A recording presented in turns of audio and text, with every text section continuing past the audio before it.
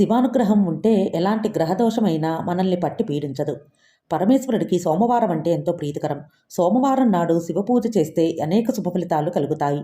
ఉమా అంటే మహేశ్వరితో కూడిన పరమేశ్వరుడు. సోమవారం నాడు ఉమామహేశ్వరులను పూజిస్తే అష్టైశ్వర్యాలు కలుగుతాయి. మనకున్న దారిద్ర్యం సమస్యలు తొలగిపోవాలి అంటే శివారాధన చేయాలి. సోమవారం నాడు ముందుగా తలస్నానం చేసి తర్వాత పార్వతీ పరమేశ్వరుల పటానికి గంధం రాసి బొట్టు పెట్టి దీపారాధన చేయాలి. పూలు సమర్పించాలి. తర్వాత శివాష్టోత్తరం చదువుతూ విభూతిని సమర్పించి ఆ విభూతిని నుదుటిన ధరించాలి.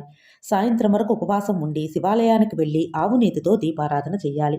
ఇలా ప్రతి సోమవారం నాడు గనక చేస్తే అప్పుల బాధలు, ఆర్థికపరమైన ఇబ్బందులు తొలగిపోతాయి.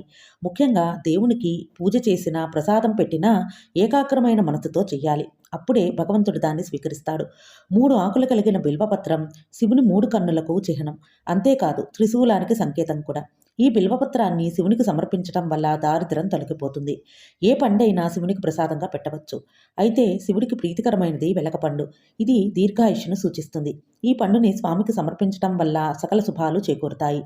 పార్వతీ పరమేశ్వరులను వేకువజామున పూజించటం వల్ల కూడా ఎక్కువ శుభఫలితాలను పొందవచ్చు.